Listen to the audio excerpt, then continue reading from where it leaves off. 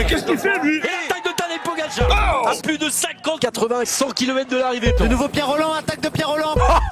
Attaque de Marlou. Aïe, aïe, aïe, attention, Philippe peut le pas rappeler. C'est fini.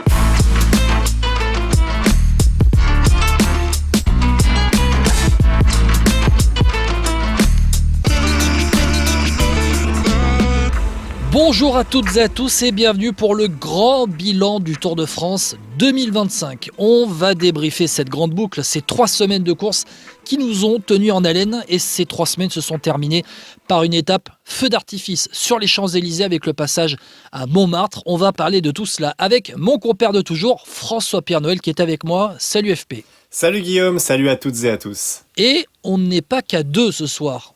En tout cas, on débriefe après cette 21e étape et dernière étape sur les Champs-Élysées. On est le soir de cette 21e étape. On est 3 avec aussi Lohan Benati du journal Sud-Ouest qui est avec nous. Salut Lohan. Salut Guillaume, salut François-Pierre, salut à toutes et à tous. Bon, messieurs, je le disais, cette dernière étape avec le passage à Montmartre, ce triple passage à Montmartre, François-Pierre, c'est un vrai feu d'artifice pour terminer ce Tour de France. Oui, un feu d'artifice. On avait le sentiment d'être sur une classique. En fait, c'est ça qui était super intéressant.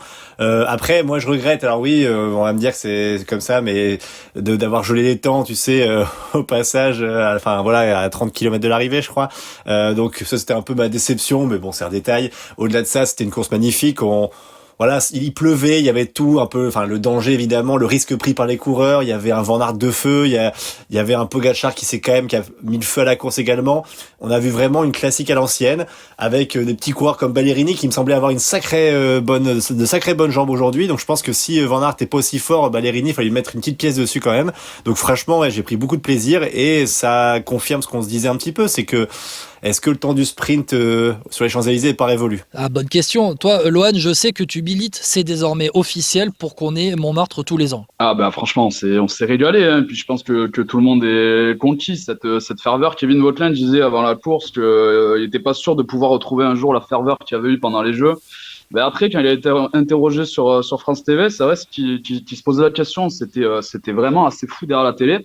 Moi, j'avais des copains aussi qui étaient rue Le Pic et qui m'ont dit que c'était exceptionnel, quoi. C'était une telle ferveur que ça devient frustrant de passer à côté quand on sait que cette dernière étape du Tour peut livrer. Alors, on pourrait aussi l'adapter éventuellement en fonction des sprinters. On peut le mettre plus ou moins loin de l'arrivée. On peut choisir de la monter une ou plusieurs fois. Voilà, il y a plusieurs possibilités, mais c'est vrai que ça serait quand même assez dommage de pas revenir à Montmartre rapidement. Et Christian Prudhomme a ouvert la porte d'ailleurs sur le plateau de France Télévisions en disant voilà, pourquoi pas, même si on sait que la décision revient aussi à la préfecture de police. Juste un point là-dessus par rapport aux sprinters, il y a beaucoup de gens et c'est vrai que on l'a entendu beaucoup avant et quand on voyait le parcours en disant il y aurait peu de sprinters qui allaient pouvoir peut-être tenir et puis justement c'était un peu contre les sprinters, pas du tout au final. On s'est rendu compte que alors Ballerini je le mets un peu dedans, mais Trentin c'est quand même des profils plus sprinter baroudeur, mais derrière il y avait Dely qui était présent, on avait Girmay présent, enfin tu vois c'est quand même pas mal de sprinters et oui aujourd'hui quand on connaît même un Philipsen malheureusement qui était pas présent, sa capacité aussi d'être fort dans les Flandriennes, au final est-ce que c'est vraiment anti-sprinter? Je suis pas sûr. C'est anti-Joe Milan et peut-être Merlier, quoi. Voilà. Là je suis pas trop d'accord avec vous les gars parce que pour le coup je pense que s'il n'y a pas de pluie, peut-être que ces gars-là prennent plus de risques parce que c'est vrai que cette pluie en fait elle a rendu ce parcours avec les pavés mouillés et notamment moi les descentes à plus de 60 à l'heure pavés mouillés quand ils attaquaient après avoir attaqué la butte Montmartre, moi ça me rendait fou devant la télé et ça me crispait quoi. Mais en fait ça rendait ce parcours plus flandrien qu'il ne l'est de base du fait de la pluie, de cette pluie, de cette chaussée mouillée justement. Après il y a des sprinteurs qui ont quand même essayé, on voit que Jonathan Milan il a quand même essayé pendant une bonne partie de l'étape de se mêler à la bataille. Il a essayé, on voit Arnaud Dely qui termine 7ème de l'étape, qui est un sprinter qui termine bien, Kellen Groves qui termine 11ème avec Tobias Lund Andresen, Biniam Girmay aussi dans le groupe à une 22 pour la 11, 12 et 13e place. Donc ils ont quand même essayé de s'accrocher. Après la décision de geler les temps à 50 km de l'arrivée, bon, c'était quand même de la sécurité dans le sens où je reviens sur cette chaussée mouillée, ce pavé mouillé qui fait que tu peux pas quand même le Tour de France ça va jusqu'au bout, mais c'est pas la première fois qu'on fige les temps sur la ligne d'arrivée à cause de la pluie sur les pavés de Paris. On l'a eu quand il y avait juste le Tour des Champs-Élysées aussi. Maintenant, on peut aussi alterner, avoir Montmartre une année sur deux. Bon voilà, juste ce que je voulais ajouter avant de vous faire réagir, les gars, c'est que dans l'article de l'équipe qui a annoncé l'officialisation de Montmartre sur la 21e étape du Tour de France, il était dit que le projet était quand même d'installer cette butte Montmartre et ce passage dans le futur. Lohan, je crois que tu veux réagir. Vas-y. Ouais, de revenir sur le propos de François Pierre qui regrettait un petit peu que les temps soient gelés. Alors moi, effectivement, je serais plutôt de ton avis. Mais avant, ça c'était avant d'avoir vu la vidéo de Lilian Calmejane qui a reconnu la butte Montmartre avant les coureurs, qui disait que c'était extrêmement glissante, c'était une vraie patinoire. Et à l'arrivée, Tadej Pogačar a remercié aussi les organisateurs d'avoir gelé les temps aussi loin de l'arrivée. Je crois que c'était à 50 ou 60 km de l'arrivée. Et peut-être que tu n'aurais pas eu un Tadej Pogačar aussi offensif et un aussi grand final d'étape si les temps n'avaient pas été gelés. Oui, effectivement. Alors après, c'est souvent ce qu'on dit. On peut remercier un maillot jaune de faire la course quand même, dans ces conditions. Tout à fait. Mais après, moi, c'est juste sur le sentiment de dire, parce qu'en fait, c'est depuis des années, c'est comme ça, c'est que la dernière étape, c'est un peu pour du beurre. Il n'y a pas que là-bas, mais tu vois, à une époque, même le Giro avait essayé de changer ça en mettant le chrono. C'était ça. Il y a quelques années, il y avait ce chrono à la fin. C'était à Milan, si je dis pas de bêtises. Oui.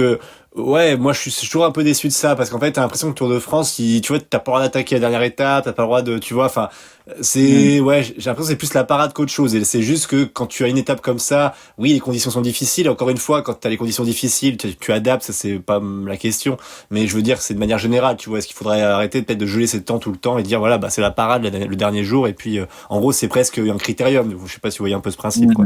Là ça a été un critérium un petit peu parce que du moment où on a gelé les temps, c'est vrai qu'après ils ont pu se faire la course. Et franchement, le fait d'avoir gelé les temps, ça a peut-être libéré les gars aussi, parce qu'ils se sont dit, bon, on t'a peut-être pas la tension de ceux qui veulent se placer pour pas avoir de cassure. Je pense par exemple à Vingegaard.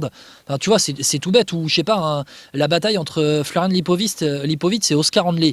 Tu vois, par exemple, tu aurais pu avoir deux équipes qui plaçaient absolument leur leader pour ne pas que Lipovitz perde le podium et le maillot blanc. Tu pouvais avoir cette tension-là aussi. Le fait d'avoir gelé les temps, c'est vrai que ça sécurisait un peu ce final. Ceux qui ont voulu se disputer l'étape, eh bien, ils l'ont disputé. Et pour revenir sur le scénario de course en lui-même, premier passage, l'attaque d'Alaphilippe. Le deuxième passage, l'accélération de Tadej Pogačar. Avant le troisième passage, une nouvelle accélération de Pogačar. Et le contre de Wout van Aert qui a donc mis en difficulté Tadej Pogačar. Franchement, moi, de voir un maillot jaune comme ça se faire la peau, j'ai kiffé, j'ai adoré. Mais on le voit toute la saison, Pogačar se faire la peau aussi, quoi. Oui, moi sur Van Aert, j'étais surtout ravi de le voir à ce niveau parce que ça fait longtemps qu'on l'avait pas vu avec ces jambes-là. Moi, il m'a impressionné tactiquement aussi. C'était plutôt bien joué de la part de la Visma avec Jorgensen dans le groupe qui a attaqué, qui a, je crois, fait 2 grosses attaques, qui est repris par Mohoric. C'est Pogačar qui va chercher aussi après derrière. Donc c'est pas mal, c'était très bien joué. Et puis je pense que ça peut rassurer un Van Aert pour l'année prochaine, peut-être les Flandriennes, parce que oui, c'est une super victoire pour lui. Malgré tout, en fait, c'est ça qui est curieux avec ce coureur, c'est que il aurait gagné tellement de courses, mais pas celles auxquelles on l'attendait, en fait. Et puis, c'est ça qui est paradoxal, parce que ce gars-là, alors, on verra s'il gagnera Roubaix un jour, et je lui souhaite vraiment de tout cœur. Mais t'as l'impression qu'il pourra en gagner 10 des étapes du Tour, de Vuelta, du Giro. On sera tous un peu frustrés de dire, purée, mais il a quand même les jambes pour 2 Paris-Roubaix, 3 Paris-Roubaix, ou Tour des Flandres, quoi. Lohan ? Ouais, je suis d'accord avec toi. Évidemment, on compte plus le nombre de deuxième place et de quatrième place de Wout van Aert, mais il est quand même souvent malheureux, malchanceux, très souvent à l'attaque, assez peu concluant. Mais là aujourd'hui, il a été quand même magnifique, quoi. Et puis c'est la première fois depuis, je pense, 2 ans qu'on n'a pas vu Tadej Pogačar se faire décrocher sur le Tour de France à la pédale. Tu l'as dit, Guillaume, il est parti comme un avion, Pogačar. T'as parlé d'Alaphilippe, mais bon, il s'est vite fait enrhumer quand même par le maillot jaune. Première accélération, il y a 28 mètres derrière lui. Deuxième accélération, ils sont plus que 6. Donc tu te dis, ok, à la troisième montée de Montmartre, ça va être terminé. Il va finir en solo. Et puis donc Théo Ballerini, t'en as parlé, fait qui m'a beaucoup impressionné quand même, qui a été assez étonnant. J'ai sauté les relais quand Wout van Aert est parti. Non, ça a été du tableau mort. C'était peut-être ça le plan secret de la Visma en fait, au bout de 21 étapes. Mais mine de rien, alors il a assez peu gagné cette année Wout van Aert, mais il gagne quand même l'étape des chemins blancs sur le Giro. devant Isabel del Toro. Donc, en plus de l'étape des champs, c'est quand même plutôt pas mal. Et puis, le nombre encore d'Alcécid qu'il a pris cette année. Deuxième de travers les Flandres, deuxième la Flèche Brabançonne, quatrième du Tour des Flandres, encore une fois, quatrième de Paris-Roubaix, quatrième de l'Amstel. Donc voilà, on se dit quand même sur l'ensemble de sa saison, l'ensemble de son œuvre, il mérite cette magnifique étape qui restera clairement dans les mémoires. Et pour aujourd'hui, ce qui me Et rassure. puis il faut pas oublier le coup qu'il a fait au Giro aussi pour la victoire de Simon Yates dans l'étape de Sestri. Vas-y FP. Ouais, je disais pour aujourd'hui, ce qui me rassure un peu sur Van Aert, c'est au début de saison, on se posait beaucoup de questions sur l'impact de ses blessures et puis des chutes qu'il a pu avoir. Quand tu fais une étape comme il fait aujourd'hui, je pense que les blessures, elles sont un peu oubliées. Oui, et puis le coureur, quoi. Tu vois, il a 10 étapes sur tous les terrains sur le Tour. Sprint massif. On se rappelle de l'étape du double Ventoux, vainqueur en puncher, en échappé, en chrono, vainqueur en solitaire sur les champs. Enfin, il y a très peu d'autres coureurs qui sont capables d'avoir une palette comme ça, même sur ce tour-là. Hein, on dit qu'il a été assez discret, mine de rien, il fait deuxième à Laval au sprint. Ça fait quand même très longtemps qu'on ne l'avait pas vu sur un sprint massif de ce niveau-là. Et puis il est dans les échappées, 5e à Toulouse, 4e à Carcassonne, en plus d'avoir aidé Vingegaard. Donc voilà, ce tour-là, il était peut-être pas si mauvais à la base pour Wout van Aert et il devient bien réussi. Bon messieurs, je crois qu'on a bien débriefé cette étape des Champs-Élysées avec donc la victoire du Belge. Je vais passer au classement donc de l'étape. On va rappeler la victoire de Wout van Aert en solitaire. Alors les écarts sur la ligne d'arrivée, vous les prenez tels quels. Mais les temps étaient gelés, je rappelle, donc pas d'incidence au classement général. Victoire de Van Aert avec 19 secondes d'avance sur un groupe réglé par Davide Ballerini. Ça fait toujours 150 points UCI pour les Astana. Deuxième Ballerini, troisième Matej Mohoric et quatrième Tadej Pogacar. Jorgensen cinquième à 26 secondes. Sixième Matteo Trentin de la Tudor qui s'est accroché mais qui a craqué dans le final au dernier passage de la butte Montmartre à 38 secondes. Un groupe à 1,14 pour la 7e place réglé par Arnaud Delis devant Kevin Vauquelin qui a fait la course aussi pour s'accrocher. Mike Tennyson 9e, 35 points de plus pour les Astana et 10e. Dylan Teuns, deuxième top 10 des Cofidis. On en parlera des Cofidis dans le carnet de notes de Vélo Podcast sur ce Tour de France. Les autres Français, ils étaient dans un groupe à 1,22.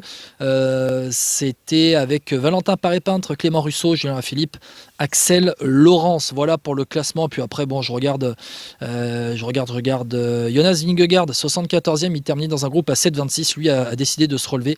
Parce que il y a ceux qui avaient des objectifs pour le futur et d'autres non. Vingegaard, il prendra part au Tour d'Espagne. Moi, je pense que Tadej Pogacar, après son printemps des classiques et sa bataille qui s'est faite là jusqu'à la fin du Tour de France, il va peut-être couper pour l'objectif championnat du monde au Rwanda. On en parlera un petit peu tout à l'heure du carnet de notes de Vélo Podcast. Messieurs, on va te parler la dernière étape du Tour Homme. On va passer à la deuxième étape du Tour Femmes. On est toujours en Bretagne, arrivé à Quimper aujourd'hui avec encore une super course après une première étape qui était vraiment plaisante. Débrief à réécouter avec François Pierre et notre copain d'Actu Cyclisme Féminin, Julien Després, que je salue au passage, qu'on retrouvera pendant cette grande boucle féminine. La victoire en solitaire de Mavi Garcia, l'Espagnol qui s'est échappé à 10 km de l'arrivée. Avant cette arrivée à Quimper, elle arrive avec 3 secondes d'avance sur un groupe réglé par Lorena Wiebes devant Kim Lecourt, la vainqueur de Liège-Bastogne-Liège en mai dernier. On a Pauline Ferrand-Prévot qui termine 8e dans ce peloton où elles étaient 16. Cédric Kerbal a pris une cassure, 18e de l'étape à 11 secondes, tout comme Evita Music notamment. Et on a Juliette Labous, 31e à 20 secondes. Demi Vollering n'a pas perdu de temps, tout comme Kasian Eviadoma. Au classement général, le maillot jaune, c'est Kim Lecourt à l'addition des places dans la même seconde devant Marianne Vos. Pauline Ferrand-Prévot, 3e du général à 6 secondes. François Pierre, cette étape, elle était très plaisante. Parcours escarpé vers Quimper. Et Mavi Garcia, la doyenne de ce Tour de France Femmes, qui a 41 ans, vient l'emporter en solitaire. Oui, et moi je trouve que c'est superbe de voir cette victoire parce qu'en fait ça remet un peu aussi en question le peloton, j'ai l'impression, chez les filles, parce qu'il y a eu un peu un excès de confiance, j'ai l'impression. Ils l'ont laissé partir en disant bon vas-y, tu peux passer, on va te rattraper. On avait l'impression qu'il y avait un optimisme pour la rattraper sur la fin de toutes les leaders en fait de ce peloton féminin. Et je trouve ça intéressant justement de voir que finalement, tu sais, dans le peloton féminin, il y a aussi des baroudeuses qui sont capables de tenir la distance et de même sur une montée finale qui était très compliquée, parce qu'elle résiste quand même au peloton et au meilleur. On parle qu'il y a eu une attaque quand même de Demi Vollering sur la fin notamment. Il y a eu plusieurs accélérations et donc voilà, elle a résisté l'Espagnol et moi je trouve ça superbe. En tout cas sa victoire. Pour parler des leaders, moi je suis j'étais assez agacé du placement de Pauline Ferrand-Prévot, toujours mal placée aujourd'hui, vraiment à contre-temps constamment. Elle a dû faire les efforts, vu qu'elle était mal placée, tu fais les efforts supplémentaires, t'es pas capable de suivre. Donc Demi Vollering, plutôt elle avec de bonnes jambes, et je pense qu'elle aurait peut-être dû insister un peu plus quand je vois Pauline Ferrand-Prévôt, vu que la bataille va se faire certainement entre ces filles-là. Mais sinon après quand tu vois Lorena Wiebes qui tient, c'est que le rythme aussi n'était pas forcément hyper soutenu quand il y a une montée, quoi. Lohan, tu as regardé cette étape ? Ouais, j'ai regardé un petit peu et donc j'ai appris que hier, Mavi Garcia avait terminé 83e très très long à 5 minutes, mais qu'elle avait réalisé le meilleur temps dans la côte de Claude Oudal. Donc ça prouve qu'elle est en forme. Devant David Gaudu. Et ça, je ne comprends pas comment c'est possible. C'est vrai, je vous jure, c'est vrai. Apparemment, ça a été dit. C'est vrai que c'est France TV qui l'a dit que sur Strava, elle a fait un meilleur temps que David Gaudu sur cette côte. Il va revenir rebattre son record, hein, tu vas voir. Hein. Ah, j'espère. Se faire battre par une mamie de 41 ans.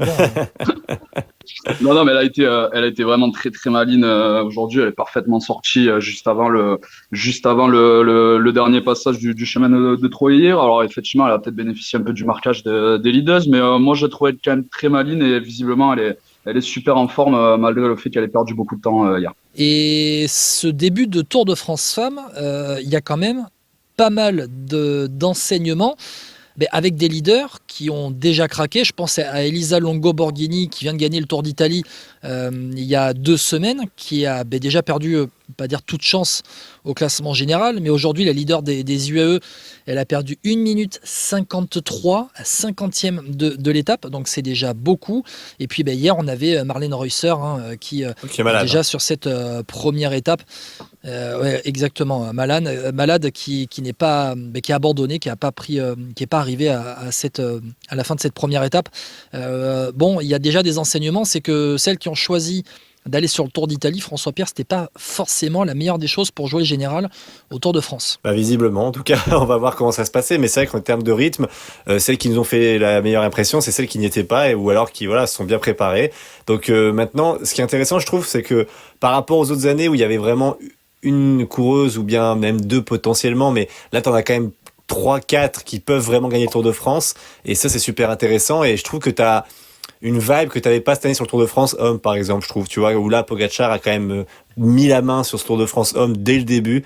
Là chez les femmes c'est intéressant, tu sais pas trop, tu vois, ça va être bien sympa de faire un pari, mais je pense que tu vois t'as une chance sur 4 de te planter. Avec aussi l'énorme déception de Lotte Kopecky qui est aujourd'hui 48e à 1,39 aussi, qui est pas dans le coup. Lotte Kopecky, c'est vrai que pour le coup ça va remettre en question encore une fois les SD Works, parce que c'est pas la première fois qu'on a des débats sur l'équipe SD Works, mais apparemment elle aurait pas dit à l'équipe qu'elle avait de mauvaises jambes, et l'équipe a découvert sur le tas que Lotte Kopecky n'était pas en forme. Donc Lotte Kopecky, on rappelle qu'il avait aussi abandonné le Tour d'Italie pendant le Tour d'Italie, parce que il y avait le week-end de montagne qui arrivait et elle se sentait pas forcément en forme.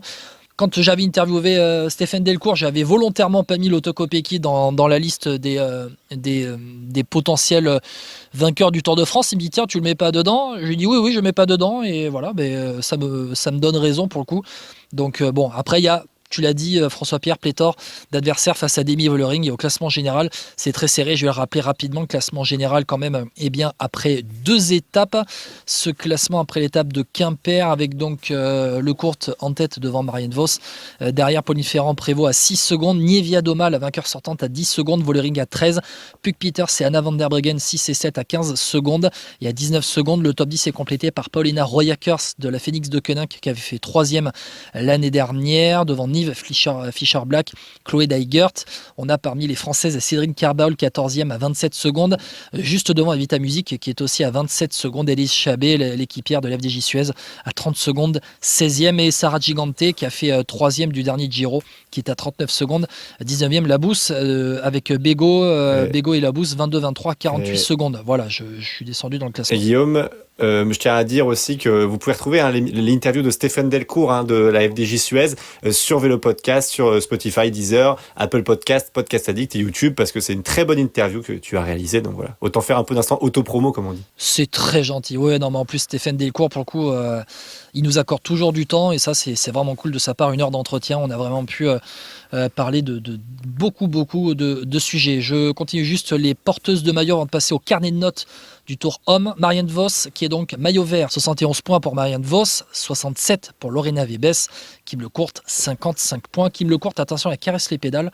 Et sur la même forme que Liège. Élise Chabet qui est en tête du classement de la montagne avec 10 points devant Silke Smulders de la Live Alula Djeko, l'équipe de Mavi Garcia. La meilleure jeune, c'est Julie Bégaud qui a le maillot blanc avec 22 secondes d'avance sur Nienke Vinke de la Picnic Postenel. On a Marion Bunel qui est à 4 minutes 27. Déjà Tissia Rio 5e aussi à 9,17 et la meilleure équipe FDJ Suez. 57 secondes d'avance devant la Canyon SRAM, 59 devant la Live Alula Djeko. Voilà, on a parlé de cette deuxième étape du Tour Femmes, avec demain la troisième étape en direction de Angers. Normalement, ça devrait être pour les sprinteuses, pour Lorena Wiebes. On va voir ce que ça va donner. Marianne Vos aussi qui semble très en forme. On va suivre ça. Messieurs, on ouvre le carnet de notes du Tour Homme. Ça y est, on y est.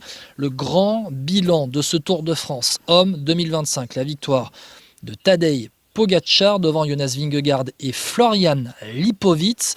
Messieurs, on va faire ça en mode top, flop, mais attention, il y a des nuances dans les tops et les flops. Il y a top, il y a mouais, il y a bof, et après il y a flop. Vous suivez bien? Parce que là, on va pouvoir avoir des débats enflammés. François Pierre, dans les tops, alors je vais dire d'abord tous les noms d'équipes que j'ai mis en top. J'ai mis UAE, Arkea, Decathlon, Total, Alpecin Deceuninck et Lidl Trek. Est-ce que toi, tu en as d'autres ou tu me dis non, c'est de la mouise? Ah non, c'est à peu près celle que j'ai aussi, tout à fait. Tu veux que j'en prenne une au hasard? Ouais, Lohan aussi, toi tu feras après, mais note bien la liste et si tu veux me donner les noms d'oiseaux, c'est après. Tu peux y aller, François-Pierre. Non, bah alors moi mon top, mais c'est parce que évidemment, voilà, on est français, on aime bien voir une équipe française briller, mais moi je trouve que c'est par rapport à la situation et à tout ce qu'elle représente dans le cyclisme moderne. Je mets l'accent sur Arkea parce que bah déjà Arkea, BNB Hotel, ça fait des années que c'est assez compliqué. C'est une équipe qui vit avec ses moyens. On parle de 17 millions de budget, plus petit budget du World Tour. Et puis voilà la révélation Kevin Vauquelin qu'on avait déjà vu l'an dernier avec une victoire d'étape. Il fait 7e au général. Cette fois-ci sur la recherche de sponsors, toute l'équipe a vraiment été impressionnante. Le seul petit regret, encore on peut dire regret, j'exagère, c'est Arnaud Démare qui a pas fait beaucoup de sprint parce qu'il s'est mis à la planche justement pour Kevin Vauquelin, mais très présente cette équipe. Elle est quand même 4e meilleure équipe du Tour de France. On parle d'Arkea, Arkea BNB Hotel quoi, tu vois. Donc je rappelle, plus petit budget du World Tour. Quand tu vois les monstres qu'il y a, moi c'est juste, j'ai un gros respect pour cette équipe et qui ne mérite pas de mourir. Parce qu'en fait voilà, c'est là où tu vois que c'est peut-être les limites du cyclisme moderne et que si Arkea meurt, on va dire, enfin la structure elle ferme, on part je pense sur quelque chose qui me plaît un peu moins, c'est-à-dire voilà sur les superstructures, sur l'argent roi et puis sur les belles histoires et c'est dommage parce que bon je mettrais en parallèle Jordan Jegat qui fait 10e avec Total Energy, mais c'est un peu ce cyclisme à l'ancienne, le cyclisme à papa qu'on apprécie quand même, je trouve, même s'il faut un peu de moyens, il faut quand même, malgré tout, voilà, de l'ambition également. Mais voilà, c'est pour tout ce que représente Arkea, je les mets dans mon top, et vraiment, je trouve qu'ils ont encore plus de mérite vu les faibles moyens qu'ils ont. Lohan, tu mets aussi Arkea chez les tops? Ah bah évidemment, de toute façon, c'est ce que dit François-Pierre, c'est ce que disait Manu Hubert aussi à la fin de cette étape, c'est que s'il y a une telle ambiance dans le bus et puis autour du bus dans l'équipe, c'est qu'il y a cet esprit familial, il y a cette bande de copains qui vit bien. On a vu Ewen Kostju, Garcia Pierna, Christian Rodriguez accompagné Kevin Vauquelin très loin, 7e du Tour. Si on l'avait dit avant, je pense que c'était assez inespéré, on l'aurait un petit peu pris pour un fou. Donc évidemment, au vu des moyens, excellent tour d'Arkea. François-Pierre, est-ce que tu penses que Kevin Vauquelin doit continuer à jouer le classement général des grands tours? On ne sait pas où il sera la saison prochaine. Il se pourrait que si Emmanuel Hubert trouve un sponsor pour la saison prochaine, il se pourrait que Kevin Vauquelin reste. Malheureusement, c'est pas la tendance. Il se peut qu'il y ait à peine une dizaine de jours de délai encore pour que Emmanuel Hubert puisse signer un sponsor. Il a dit, la limite, c'est la fin du Tour Femmes pour lui. Qu'est-ce que tu en penses? Est-ce que déjà, il a bien fait aussi de ne pas se relever et de jouer le général jusqu'au bout? Au final, c'est pas un top 5, c'est une 7e place. Oui, moi j'étais du parti, je continue à le dire, c'est qu'il devait lâcher du temps pour jouer les étapes parce qu'il y avait des étapes qui lui correspondaient. Et moi, je trouve que Kevin Vauquelin, c'est vrai que pour l'instant, en fait, il m'a impressionné. Pour tout avouer, c'est que moi, j'ai dit longtemps, il fallait qu'il laisse du temps parce que je le vois plus chasseur d'étapes, je le vois costaud, chrono certes, mais limité en haute montagne. Et en fait, ce parcours du Tour de France lui a très bien servi. C'est un peu comme le Tour de Suisse, en fait, où en fait, il n'y avait pas trop de haute montagne ou pas trop vite. Et en fait, ça l'a mis en confiance, en fin de compte. Et la haute montagne, il a finalement plus que limité la casse. Donc, j'ai été impressionné par son niveau. Est-ce que demain, s'il fonce vers les classements généraux, il sera plus performant en haute montagne? On verra. Maintenant, j'ai envie de dire, on va découvrir c'est quoi son potentiel. Parce qu'en fait, Kevin Vauquelin, moi, je l'imaginais plus en chasseur de classique, en chasseur d'étapes, que en coureur de grand tour. Il m'a fait mentir, en tout cas, avec sur cette 7e place. Elle est méritée, elle est logique. Je maintiens qu'il a l'air un peu moins fort en haute montagne pour l'instant par rapport à d'autres coureurs et que ce Tour de France était vraiment destiné pour lui, dans le sens, sur tous les profils, voilà, il y avait la haute montagne certes, mais c'était vraiment pas terrible ces étapes, en fin de compte, quand on voit comment les coureurs l'ont géré en fait. Donc voilà, moi je trouve que Kevin Vauquelin, il m'impressionne. Qu'est-ce qu'il fera demain? À lui de choisir, mais je garde toujours en moi ce côté chasseur de classique parce que j'estime qu'il a un tel moteur pour ça. Mais si demain il veut se lancer sur les classements généraux, il aura raison aussi, puisqu'il est 7e aujourd'hui du Tour. Lohan, tu veux rajouter quelque chose? Oui, non, mais il risque de perdre en explosivité. Je pense qu'il se met vraiment à bosser la haute montagne et je pense pas qu'il devienne un jour l'un des meilleurs grimpeurs du monde. Par contre, clairement, c'est aujourd'hui l'un des meilleurs punchers du monde. Si j'étais lui, je bosserais à fond ses qualités de punch, d'explosivité. Et puis, on voit qu'en haute montagne, sur des courses d'une semaine, il peut tout à fait limiter la casse. Donc, à mon avis, c'est là sur lequel il doit se concentrer. Ouais. Et puis, on va voir aussi ce que l'équipe dans laquelle il sera dans le futur veut faire de lui. Décathlon. Ça a parlé de Ineos. Écoute, s'il veut pas aller chez Ineos avec ce qui s'est passé pendant le Tour, là encore... Décathlon, s'ils veulent vraiment avoir une tête de pont française d'entrée, là maintenant, en attendant Paul Sexas, Kevin Vauquelin, c'est clairement le bon gars à aller chercher. En tout cas, c'est le bon moment. D'ailleurs, tiens, passe décisive. Décathlon AG2R, ce Tour de France, on a parlé d'Arkea Baby Hotel. Juste, on souhaite vraiment à Emmanuel Hubert d'aller trouver ce sponsor partenaire pour clôturer ce budget et vraiment qu'il passe cette période difficile. Décathlon AG2R, bon, moi je me suis un petit peu moqué d'eux pendant ce Tour de France, j'avoue, mais je les mets dans les tops au final parce que ils font 5e avec Félix Gall. Tempérament offensif avec Bruno Armirail qui a caressé les pédales, qui a été vraiment génial.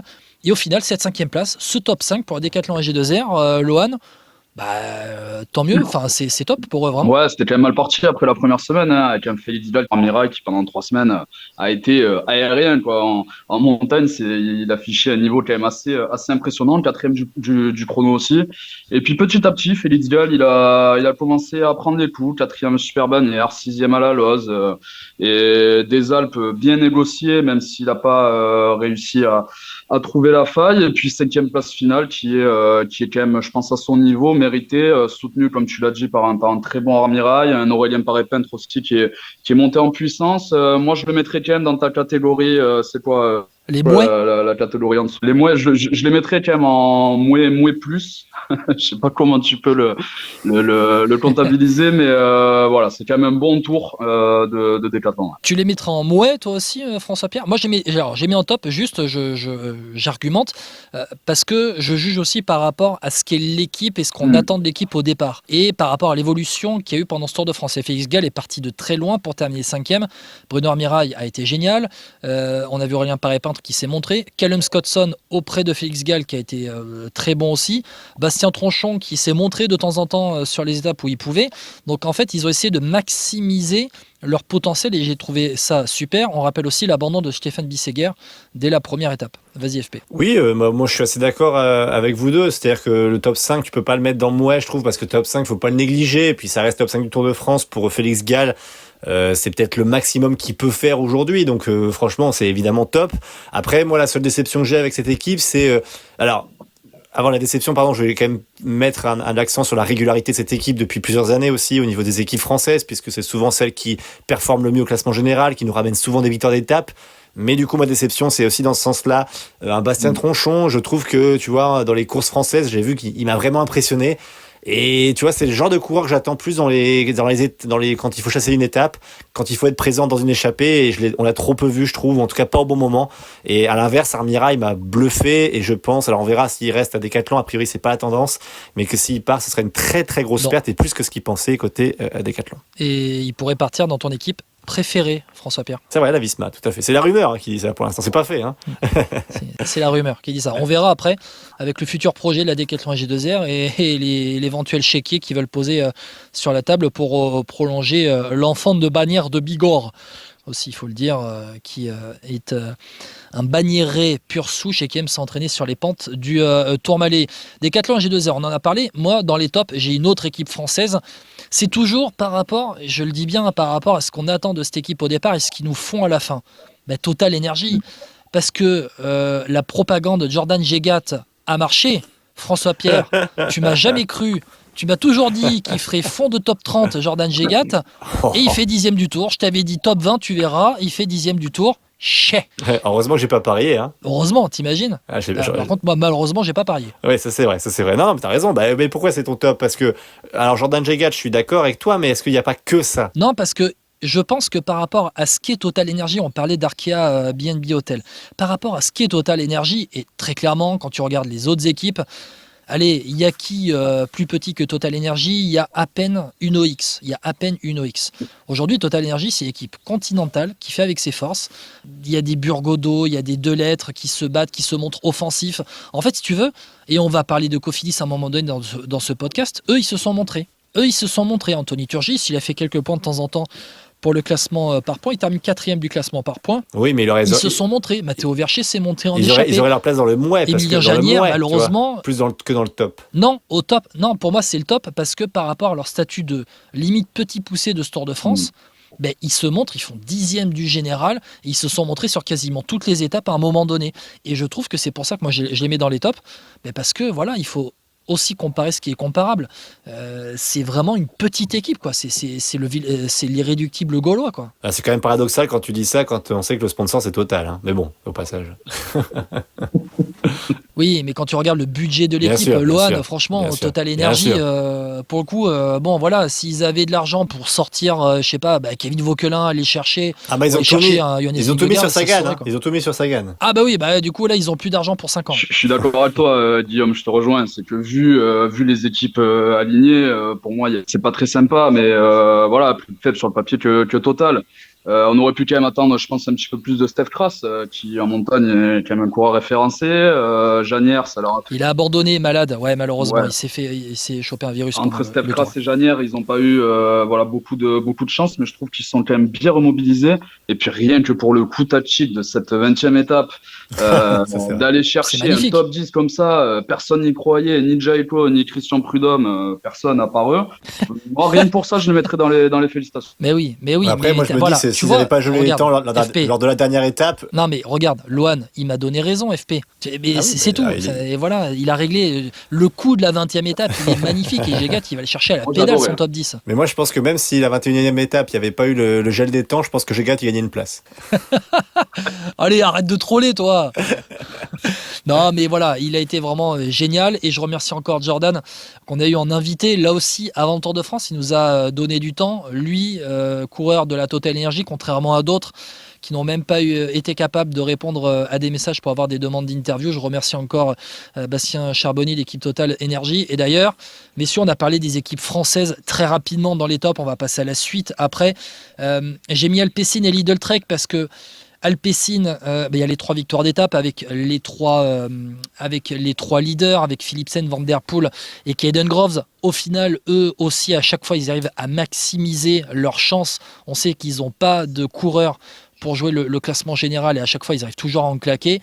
Et Lidl Trek, parce que aussi sur tous les terrains, ils se sont montrés. Il y a eu l'abandon de Skelmose dans les Pyrénées. Il y a le maillot vert de Jonathan Milan. Il y a Quinn Simons qui s'est montré en permanence en échappée. Et voilà, ce sont des équipes, on fait un global, ce sont des équipes qui se montrent aussi. Oui, c'est des équipes qui se montrent. Et puis, je mettrai l'accent plus sur Alpecin parce que vraiment, c'est la force du collectif, quoi. Philipsen abandonne. Alors oui, ils ont une sacrée armada, mais quand même, t'as Van Der Poel qui est derrière très fort. Caden Groves aussi très fort. Et puis sur des terrains, on les sentait pas trop. Caden Groves, tu vois, je m'attendais pas à ce qu'il gagne à Pontarlier. Vraiment, tu vois, même si on connaît le rouleur que ça peut être, à ce point-là, j'en étais pas convaincu. Donc il m'a un peu bluffé. Et dans cette équipe, t'as vraiment un truc qui les anime. Ça qui me marque à chaque fois chez Alpecin, c'est cette fin de victoire, quoi. Tout le temps. Et c'est Alpecin qui a remplacé, j'ai l'impression, ces dernières années, un peu la Quick-Step de notre époque. Tu vois, elle ressemble un peu à ça en disant, Oui. n'importe qui est devant, bah peu importe, on sait ils sont dangereux, quoi. Peu importe le coureur. Ouais, je suis entièrement d'accord. Loan aussi. Ouais, c'est le meilleur train sprint du monde qui perd son sprinter dès la troisième étape. Fallait quand même se remobiliser là-dessus. Et donc, du coup, là, t'as un Mathieu Van Der Poel qui, du coup, s'est mis à courir à hauteur d'une première semaine assez folle, hein. On se souvient tous de la traversée de cette étape-là entière avec Ricard. Jusqu'au bout, il a tenu le peloton. Encore une fois, il fait également, c'est à Toulouse, je crois, où jusqu'au bout, il sort encore seul dans la dernière côte. Il y a quelques encablures de revenir sur Abramson et Mauro Schmidt. Voilà. Moi, après, Van Der Poel, je suis peut-être pas très objectif, mais je trouve que c'est un coureur vraiment frisson. Et Caden Groves, il a été impressionnant hier. C'était le plus rapide dans l'échappée au sprint, et pourtant il a essayé, il a pris des relais, il a tenté, il s'est isolé, bien aidé aussi par Jesse Stewart qui a fait littéralement n'importe quoi. Voilà, c'est vraiment un très très grand tour de la part de Alpecin, et je suis d'accord avec toi, FP, quand tu dis que ça ressemble à la Quick-Step de l'époque. Cette connexion là, cette fin de victoire, des équipiers hyper fidèles, les Ricard, les Meurisseux, etc. Donc ouais, je vous rejoins là-dessus. Ouais. Bon, messieurs, je pense qu'on a parlé des tops. On a fait une bonne plâtrée sur les tops. Alors moi, j'avais mis UAE. Donc tu sais quoi, on va ouvrir le dossier Pogačar UAE dans les tops ou non. Top ou mouais. Parce que finalement, messieurs, Tadej Pogačar remporte son 4e Tour de France. Il y a eu l'abandon du Joao Almeida en début de Tour de France aussi, à la 9e étape sur chute en fin de première semaine. Les UAE n'ont pas été si souverains que ça, et pourtant Pogačar remporte haut la main son 4e Tour de France avec 4 victoires d'étape. Est-ce que c'est un tour minimaliste de la part de Tadej Pogačar? François-Pierre, vas-y. Non, enfin moi je comprends pas pourquoi on se pose la question, parce que son objectif c'est gagner le Tour de France, c'est fait. Il remporte 4 étapes. Globalement, il est au-dessus de tout le monde. Voilà, peu importe ce qu'on pense de Tadej Pogačar. Qu'est-ce que tu veux dire? Enfin, tous les objectifs sont ouverts. C'est pas parce qu'il a pas martyrisé, je sais pas, Vingegaard avec 10 minutes d'avance qu'on peut pas le mettre dans les tops. Donc, oui, l'équipe lui a pas servi à grand chose à part Narvaez quand il met son train d'enfer, c'est sur le Tourmalet, je crois, où il est carrément au sprint, là, sur 500 mètres, voilà, où t'as l'impression que c'est la fin, c'est la flèche wallonne, avec la montée finale. Mais moi, je trouve que Pogačar, par rapport à ta question, oui, c'est un Tour de France top, puisqu'il remporte le Tour de France. Voilà, point. Et il bat Vingegaard, qui n'a jamais été mis en danger en plus. Voilà, que dire de plus? Bravo Tadej Pogačar, et puis 4 étapes remportées. Qu'est-ce que tu veux dire aussi? On avait dit que Pogačar, c'était un Tour de France pour lui, dans le profil, dans tout. Ben, il a montré que effectivement, ce Tour de France était pour lui. Loan, je sépare bien Pogačar et UAE en fait dans ma question. C'est-à-dire que UAE, je les mettrai pas forcément dans les tops, mais par contre Pogačar, alors je le mets dans le top parce qu'il gagne le Tour de France, mais en fait on se dit après la moitié du Tour de France, quand il fait le trou dans les Pyrénées, il peut gagner 8 étapes et égaler le record. Moi je vais retirer Gégat de Total alors. Je t'embête. Arrête. Ouais, tu dis aussi Poga et UAE. C'est sûr qu'UAE n'a pas été flamboyant, exceptionnel. Le collectif, je parle. On les a vus meilleurs. Ouais, on les a clairement vus meilleurs. Adam Yates qui était sur intermittence après le Giro, un Joao Almeida qui s'éclate sur la route direction Mur de Bretagne.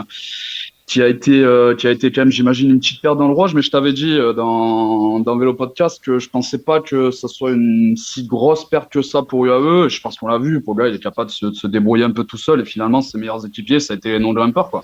Ça a été Wellen, ça a été Politt, ça a été Narvaez, et finalement tu te dis rien qu'avec ces 3-4 là, Sivakov, qui était quand même pas terrible, qui a donné quelques coups de pédale quand il a pu, avec 3-4 mecs, ils ont parfaitement maîtrisé la course. Visma, avec le secret de plane, c'est complètement cassé les dents dessus. Voilà, moi je trouve qu'ils ont jamais été mis en danger, ils ont parfaitement maîtrisé, donc ouais, je comprends pas trop le débat, et pour moi c'est un tour réussi haut la main et tout en maîtrise. Bon, UAE, ok, d'accord, c'est maîtrisé. Pogačar, vous avez senti aussi, on va terminer le dossier Pogačar avec ça, cette fatigue mentale qu'il y a eu à la fin, cette usure. Il y a eu une interview qu'il a donnée à l'équipe juste avant cette dernière étape et qui a été publiée après la dernière étape, où il rappelle qu'il a un contrat qui va jusqu'à 2030, qu'il se fixe aussi dans sa tête les Jeux Olympiques de 2028 où il aura 30 ans, il me semble. La retraite, il y a encore 3 ans avant 2028.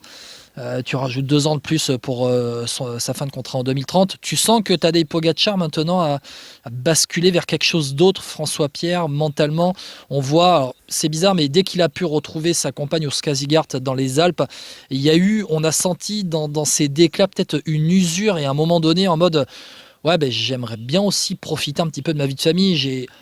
Ma vie de famille entre guillemets, il n'a pas de gamin, mais il a charbonné pour préparer les classiques. Il a eu toute la campagne des classiques avec les pavés, avec les Ardennaises, et derrière après il repart en stage pour aller préparer le Tour de France. Il fait Dauphiné, le Tour de France. L'année elle est hyper remplie pour lui, et encore on ne sait pas s'il va sur la Vuelta au moment où on parle. Oui, moi je pense comme toi, c'est une usure mentale, et je pense qu'il y a aussi une usure du traitement médiatique, parce que malgré tout, ce qu'il a fait, ça a posé beaucoup de questions, et c'est marrant parce que tu vois, j'en parle sans citer les gens, mais il y a pas mal de gens, tu sais, qui suivent vraiment le vélo comme ça, que je croise, et qui, tu vois, même dans ma famille, et qui me disent, ils savent que j'aime le vélo, et ils me disent, t'en penses quoi, Tadej? Enfin, tu sais, puis tout de suite, en fait, il y a eu il y a eu pendant une semaine, là, au niveau médiatique, un peu la suspicion, beaucoup d'articles qui sont sortis, oui, même en Suisse, t'inquiète, dans le temps. Il pose aussi la même question. Tu vois, mais je veux dire, et je pense que Pogačar, c'est un humain, et en fait, quand tu vois pendant une semaine le traitement médiatique que sur toi, où tout est remis en question constamment, voilà, et je pense que ça doit être dur aussi malgré tout. T'as aussi le protocole qui fait que, parce que lui, tous les soirs, il reste plus tard que tout le monde. Je pense qu'à un moment, il y a à côté ras-le-bol, et franchement, t'as l'impression qu'il faisait presque un burn-out, quoi. Moi, quand tu voyais ses déclarations, c'était un type blasé. Donc c'est pour ça, comme tu dis, je serais pas surpris que la Vuelta stoppe et qu'il aille que sur le Rwanda et que ce soit fini rideau pour l'année 2025, qui aura été très remplie. Mais ouais, je pense que c'est plus un burn-out, c'est toujours difficile de juger, hein. Mais je veux dire, en tout cas, c'était une forme de burn-out, on sentait chez lui, je trouve. Ouais. Lohan, t'es d'accord avec FP? Ouais, faudrait pas qu'il aille sur la Volta, parce que Vingegaard doit faire un burn-out, sinon, donc, non, mais, il a pas l'air parti pour faire la Volta, je pense qu'il a débranché. Après, là où je suis pas trop d'accord avec vous, c'est que personne l'oblige à avoir une saison de février au top, quoi. Personne l'oblige à préparer les classiques flandriennes, les Ardennaises, le Tour, la Volta, les championnats du monde, voilà, c'est bien sûr. Vas-y. Et oui, évidemment, c'est trop. Quel coureur faisait ça? Quel coureur gagner sur les Flandriennes et gagner le Tour de France depuis Merckx, voilà. Donc, moi, je pense qu'il va peut-être revoir la voilure, effectivement, au niveau de son programme l'année prochaine. Peut-être que c'était trop chargé cette année. Peut-être qu'il arrive un petit peu à bout. En tout cas, sur cette dernière étape. Il a dit qu'il voulait repartir à Paris-Roubaix et le gagner. Hein. Ouais. Laisse-nous il tranquille. a déjà annoncé. Hein.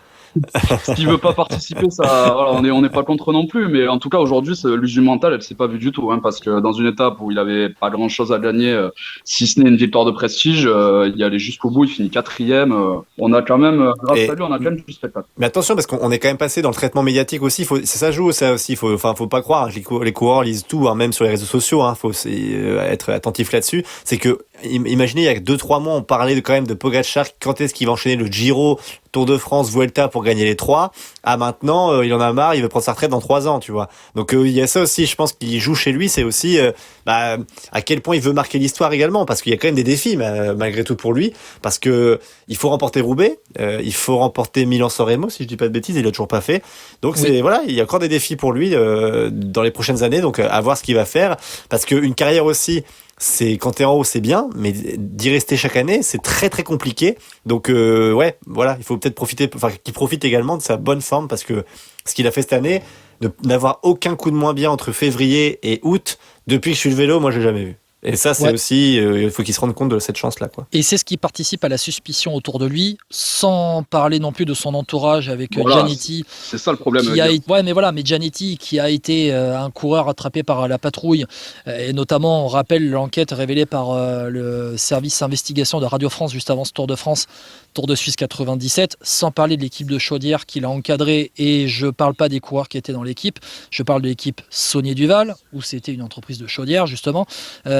qu'il a encadré dans les années 2000. Donc voilà. Oui, en fait, je réfléchis à ce jeu de mots depuis 2-3 jours. Je voulais le placer, donc voilà. Je suis bien content. Elle est très jolie. Ouais, voilà. Non, et juste pour Tadej Pogačar, moi, je m'interroge de plus en plus pour savoir si Tadej Pogačar, en fait, ne se plaît pas plus sur les classiques que sur les grands tours. On l'a vu aujourd'hui, c'était une étape de classique sur les Champs-Élysées. Il y allait, il a fait la course. En première semaine, ça a été classique sur classique sur classique. Il a fait la course. Je me demande s'il ne se plaît pas plus sur les classiques finalement, où il voit maintenant un adversaire comme Mathieu Van Der Poel, avec qui il s'amuse énormément.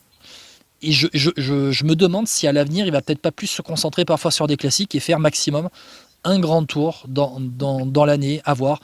Le sponsor va l'emmener toujours sur le Tour de France. Il a dit que c'est pas forcément sa tasse de thé qui sera au départ l'année prochaine. Il se peut qu'à un moment donné, on a un Tadej Pogačar qui fasse toute la campagne de classique, il coupe et il revienne pour le Tour d'Espagne aussi pour la fin de saison.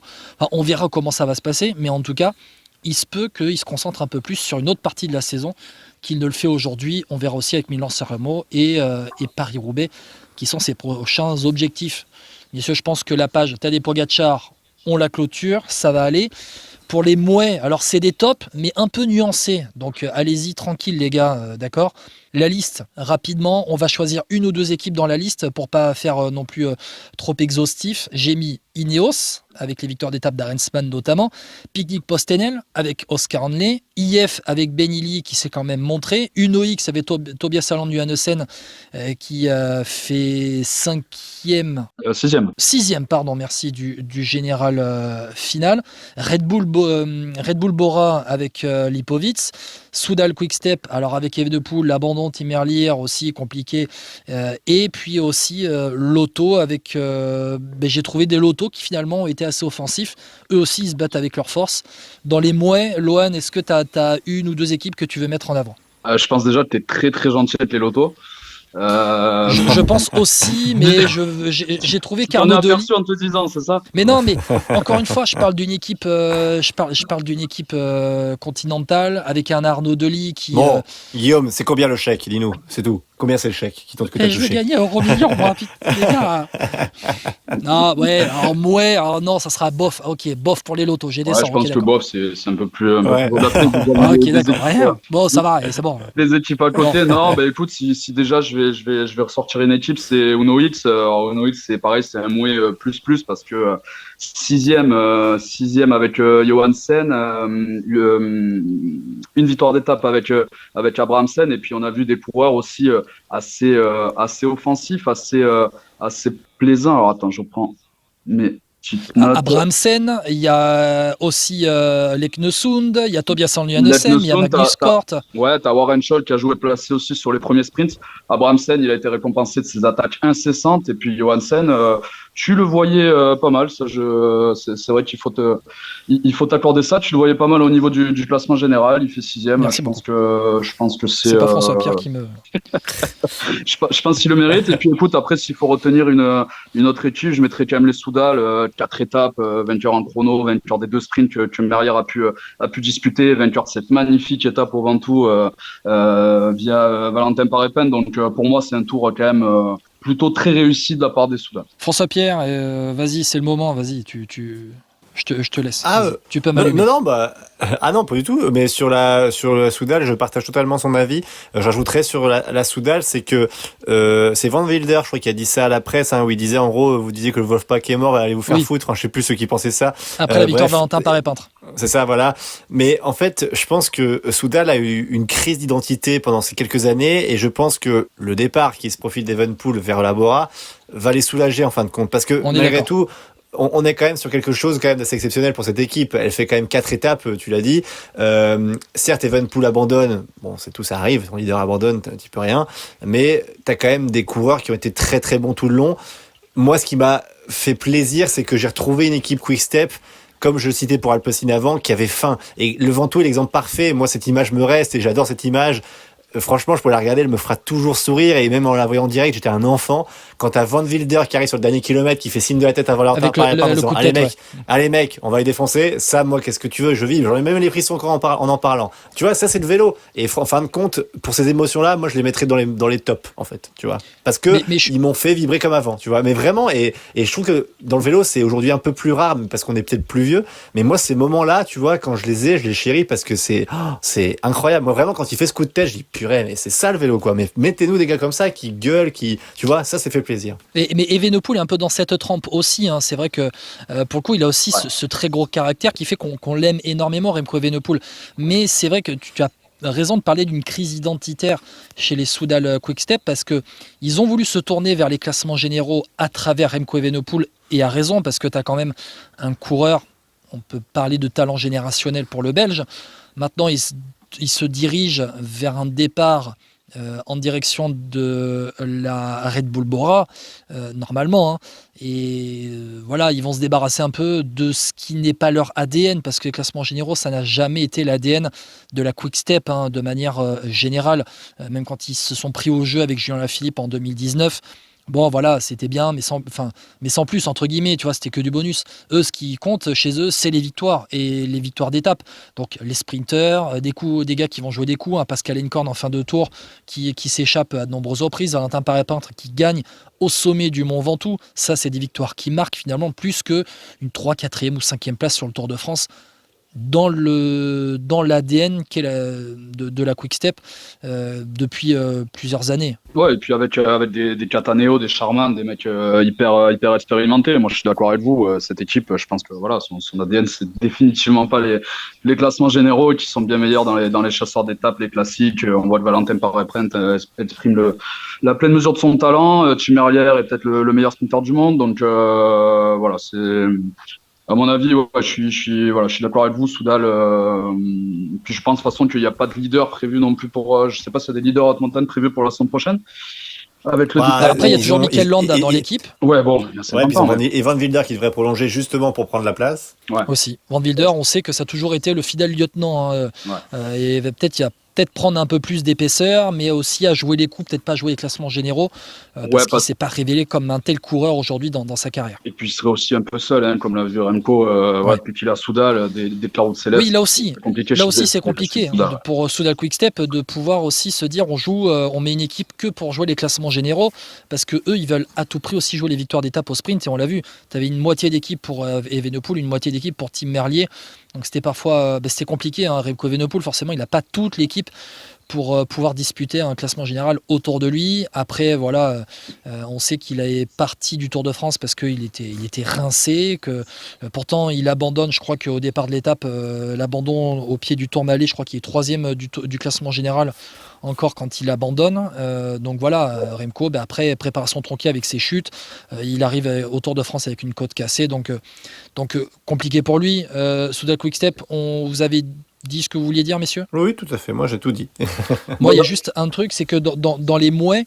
Oui, Loane ? Non, j'aimerais bien ton avis sur Red Bull, parce que tu les mettais flop des Alpes. Donc, en fait, dans le sens tactique, moi je reviens encore une fois sur le sens tactique, ils ont failli tout perdre. Au final, tant mieux.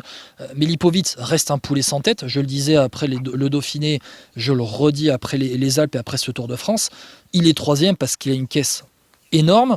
C'est la vraie révélation au top niveau mondial cette saison, après avoir été une révélation en étant 7e de la Vuelta l'année dernière. Là, au top niveau mondial, il fait 3e du Dauphiné, il fait 3e du Tour de France. Donc voilà, ça reste un poulet sans tête.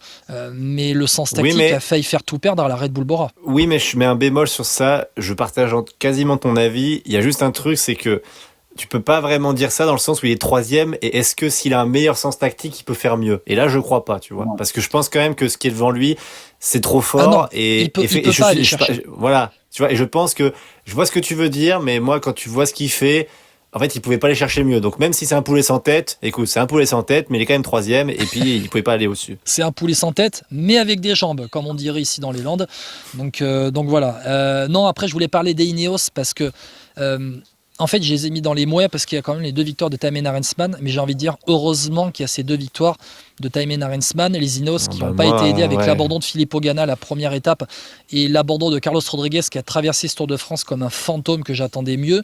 Heureusement qu'il y avait le tempérament offensif d'Axel Laurence qui a aussi été le roi du contretemps, et c'est lui-même qui l'a dit sur ses réseaux sociaux. Mais les Ineos, c'est l'année, l'année du coup. Le déclassement de cette équipe est terrible. Il y a 5 ans, alors moi je reviens toujours aux suspicions autour de Pogačar, Vingegaard. Il y a 6 ans, 7 ans en tout cas, la chaudière c'était Froome, c'était Sky, c'était Geraint Thomas, c'était Bradley Wiggins dans le passé, c'était eux les chaudières. Le déclassement des Ineos c'est terrible. Alors, en tout cas, au-delà de ce que tu dis, mais je suis d'accord avec toi, mais ils ont quand même pris un virage où à une époque, on leur reprochait beaucoup de pas être assez offensifs. Là, ils le sont peut-être trop. Et puis même, parfois, ils courent un peu n'importe comment. Axel Laurence, il disait que c'est le Tour de France du contretemps. Moi, je dirais que c'est même l'année du contretemps. Parce que constamment, moi, je l'ai beaucoup vu cette année. Il fait des places, certes, mais il court tellement mal, et c'est là où je te dis que quand il était chez Alpecin, il courait tellement bien, donc soit il est mal dirigé, soit il a, je sais pas, il y a un truc qui a bugué cet hiver, mais en tout cas, vraiment c'est pas le Axel Laurence qu'on a vu l'année dernière. Pour Ineos, je suis d'accord avec toi, c'est que Thymen Arensman sauf carrément, pour moi c'est vraiment un flop Ineos cette année, je l'aurais mis même dans les bofs, mais après quand tu vois les 2 victoires qu'il a obtenues, Thymen Arensman, et la façon dont il les obtient, difficile de les mettre dans les mouets, donc dans les bofs, pardon. Donc dans les mouets, c'est bien leur place. Bon, messieurs, Lohan, c'est bon, on va pouvoir passer au bof et au flop. Ouais, pas de souci. Eh bien, on y va. On va commencer dans par les bofs. Dans les mouets, je suis peut-être un peu sympa avec eux. J'aurais quand même mis Tudor parce que pour moi, ils auraient quand même mérité une étape. T'as un Storer. Ah ouais, non. Moi, je l'ai mis dans les flops. Alors, moi, je suis là. Moi, je suis tout à fait d'accord. Par rapport à l'équipe alignée sur le papier, on les a quand même vus souvent à l'avant. Ils tombent pas loin entre Alaf qui a été beaucoup à l'attaque. T'as Trentin qui a aussi fait un gros boulot. Storer. Alors, attends, garde tes arguments. On va y passer après. On va passer au bof dans un premier temps. Pour Hirschi, il n'y a pas de souci, je suis d'accord avec vous. Bon, voilà. Alors, on va passer au bof. Les bofs, j'ai mis Movistar, Astana, Jayco et Intermarché. Je rappelle que c'est des flops, mais avec une nuance. Dans la liste des flops, derrière, vous comprenez qu'il y a des équipes qu'on n'a pas encore citées. Et j'ai mis aussi Visma dans les bofs, parce qu'ils font quand même 2e avec Vingegaard. Et que ils ont quand même tenté. Alors, il y a le fameux plan. Mais ils ont tenté. Il y a la victoire de Wout van Aert, encore une fois, avec un tempérament offensif. Ils ont tenté. Au final, ils se font juste battre par meilleur. T'enlèves Pogačar, ils peuvent faire razzia aussi sur ce Tour de France avec Vingegaard. Ouais, c'est pour ça que je trouve un peu dur, parce que par rapport aux moyens qu'ils ont, alors oui, tactiquement, ils ont couru parfois n'importe comment, mais ils avaient c'est difficile de faire mieux. Et puis moi, quand t'as Van Aert qui remporte cette dernière étape, je sais pas si... Ouais, non, quand même, je trouve qu'ils méritent mieux que bof, parce que ça reste un tour très correct. On les a vus très souvent à l'attaque, très souvent devant. Ils ont été offensifs, ils ont remporté une étape avec Simon Yates. Oui, aussi. Donc, ouais, je sais pas, c'est vers bof quand même, c'est dur, parce qu'ils ont quand même été bien présents, ils ont quand même animé ce Tour de France en fin de compte. La victoire Simon Yates c'est très joli aussi, même si on connaît ce coureur, on sait comment il court, et c'était très bien. Van Aert également, donc 2 victoires d'étape, 2e place de Vingegaard, sachant tu sens qu'il est bien en dessous de Pogačar, mais bien au-dessus des autres. Ouais, ils méritaient leur place quand même dans les moyens. Moi, j'ai mis les bofs parce que, et je te laisse la parole après, Lohan, parce qu'en fait, ils l'ont trop ouvert. Et moi, le côté arrogant de Richard Plug et de Christian Ehrmann, ça me gonfle en fait. Ils me gonflent, ils sont arrogants. Mais c'est les Néerlandais, ils ont pris la claque qu'ils méritaient en fait. Ils ont pris la baffe qu'ils méritaient. Ouais. Et voilà, et ça me gonfle. En fait, ces 2 dirigeants me gonflent. Je peux plus les voir. Ils ont trop leur gueule. C'est culturel, Guillaume. Non, mais oui, mais encore la parole de dire il faudrait peut-être faire payer un moment donné dans l'école, etc., juste pour cacher, en fait, je dis pas le résultat minable parce qu'ils sont tombés sur le plus fort, mais la défaite du Tour de France. Ils ont pas de colle aux Pays-Bas. Qu'est-ce que tu veux qu'ils... C'est pour ça qu'ils font ça. En plus, ça me fait rire parce qu'ils vont faire payer tous les gens de chez eux, parce que c'est très souvent des Néerlandais qui sont là-bas. Donc c'est quand même paradoxal aussi. Oui, mais ils ont de l'argent, les Néerlandais. C'est bon, ça va. J'imagine que la sortie de Plugueux sur Martinez t'a fait plaisir aussi, Lyon. Rappelle-moi, je crois que... Il dit que c'était beaucoup trop clément, les moins 8 points, c'est n'importe quoi. Bon, sur ça, je peux pas lui donner tort, dans le sens où dans le passé, il y a eu des choses, il y a des exclusions pour moins que ça. Enfin, pour le coup, tu vois, il a pas tort. Après, ça dépend c'est quoi le nouveau règlement, je l'ai pas en détail, mais sur ça, c'est pas Nibali qui se fait exclure de la Vuelta pour un truc. Ouais, alors non, Nibali, la voiture le fait remonter de 500 mètres et le fait remonter d'un groupe à l'autre, c'est autre chose.